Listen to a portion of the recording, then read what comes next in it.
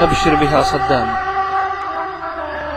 الله أكبر يا صلدا به شمخت نفوسنا عزة من وجهك اقتبست، وجها مضيئا به الإيمان أشرقه فبرقعت أوجه الغدر إذا انطمست. وعزة وإباء فيك، وعزة وإباء فيك تسبقهم لمنبر الموت، بل في ضحكة برقت. وعزة وإباء فيك تسبقهم لمنبر الموت، بل في ضحكة برقت أحرقت فيها وجوه الخوف، فانفجرت حناجر الفرس بالمعتوه إذ نبحت. قبحا لهم، قبحا لهم ختموا الصلاة على النبي صلى الله عليه وسلم، قبحا لهم ختموا الصلاة بمقتدى، وختمت قولك بالشهادة إذ علت. أرسلتها رعدا به أرعدتهم، وبه نفوس المؤمنين تباشرت تمت شهادتك.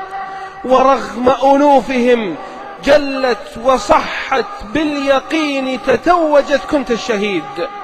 وكانوا كالتي صلت لكنها وبآخر ركعة نقضت عرى التوحيد قبل وضوئها. كيف القبول ولو لبت وهلت؟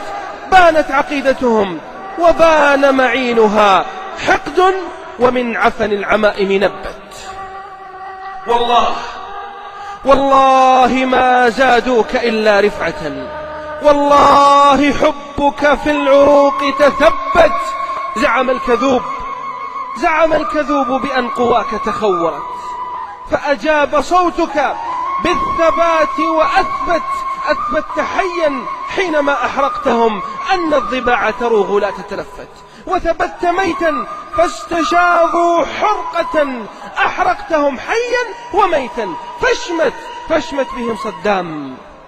فاشمت بهم صدام وارحل، إنما القيد ودعك وحورك أقبلت رادوك شرا فانتقلت لراحم. الله خير أم سجون وصدت وبذا اعتليت على المجوس؟ إلى الهنا للروح في الفردوس روحك رفت. أبشر بما وعد الحبيب محمد، أبشر بما وعد الحبيب محمد، من كان آخره الشهادة كف.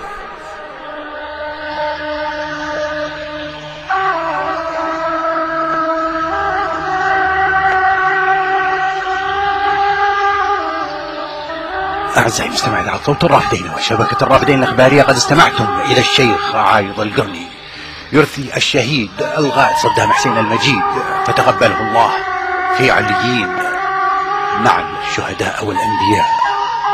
على أمل وأن نلتقي، استودعكم الله والسلام عليكم ورحمة الله وبركاته.